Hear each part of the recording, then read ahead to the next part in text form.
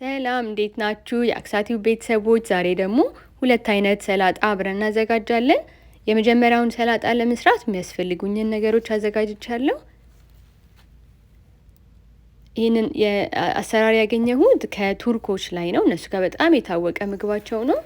ይሄኛው ፐርስሊ ነው። ይሄ ደግሞ ሰላጣ ነው። እነሱ የሰላጣውና የፐርስሊውን ይሄ አሁን ያዘጋጀሁትን መጠን የሚያክል ፐርስሊ ነው የሚጠቀሙት። ሰላጣ አያስገቡምና እኔ ግን ቆንጆ ሆኖ ያገኘሁት ሰላጣ ሳረግበት ነው። እናንተ ግን ፐርስሊ የምትወዱ ከሆነ በሰላጣው ቦታ ሙሉ ለሙሉ ፐርስሊ ብቻ ትጠቀማላችሁ ማለት ነው።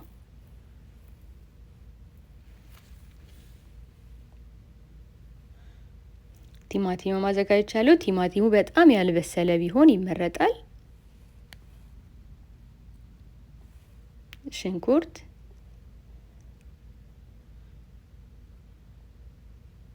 እና ኩከምበርም አደርጋለሁ እና ደግሞ በተቻለን አቅም እንደምታዩት እንትኑ አከታተፉ አንድ አይነት ቢሆን ሞር ደስ ይላል። ቃሪያም አደርጋለሁ።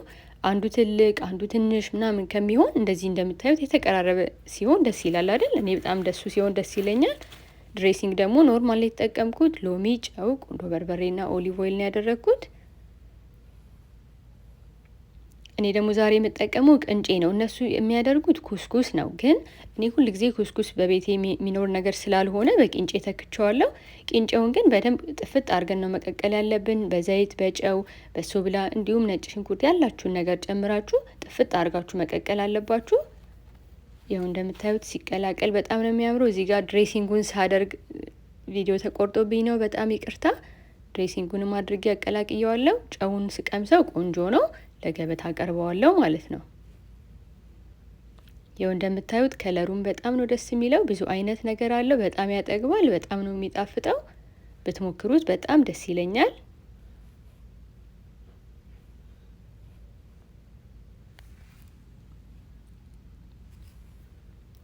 ይኸው ለጌጥ ትንሽ ፐርስሊ አድርጌበታለሁ። ሁለተኛውን ደግሞ ሰላጣ ለመስራት የሚያስፈልጉኝን ነገሮች አሁንም አዘጋጅቻለሁ።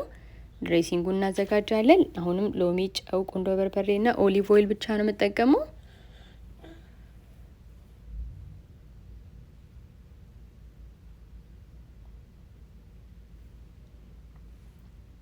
እዚህኛው ላይ ሽንኩርት አደርጋለሁ፣ ቲማቲም፣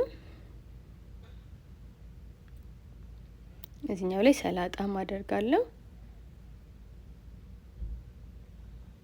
ያው ይሄኛው ከዚህኛው ጋር ይሄዳል የሚባል ነገር የለም። ሰላጣ ያው እንደምታውቁት ሁላችንም የሚመቸንን ነገር ነው የምንጨምረውና ፐርስሊና ቃሪያው በጣም ያቃጥል ስለሆነ እንደምታዩት በጣም ትንሽ የምጠቀመው እና ደግሞ መጨረሻ ላይ ስንመገበውኛ ወይ በዳጣ ወይ በሆት ሶስ ስለሆነ እንዳይበዛብን ነው።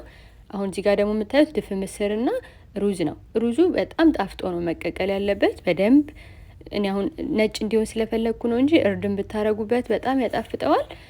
ከሙን፣ ነጭ ሽንኩርት፣ ጨው፣ ቁንዶ በርበሬ በደንብ አርጋችሁ ጥፍጥ አርጋችሁ ነው ሩዙን መቀቀል ያለባችሁ። ድፍን ምስር እንኳን ብዙም ችግር የለውም እዚህኛው ላይ በሚያገኘው ጣዕም ማግኘት ስለሚችል፣ ሩዙን ግን ቆንጆ አርጋችሁ ቀቅሉና ብታደባልቁት ሞር ጣዕም ይኖረዋል ማለት ነው።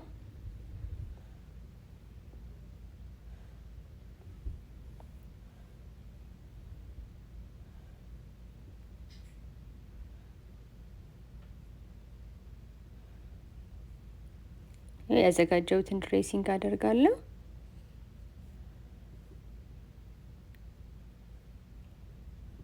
ያው ይሄም እንደምታዩት በጣም ደስ ይላል። በጣም ነው የሚጣፍጠው። መልኩም እንደምታዩት ያምራል አይደል?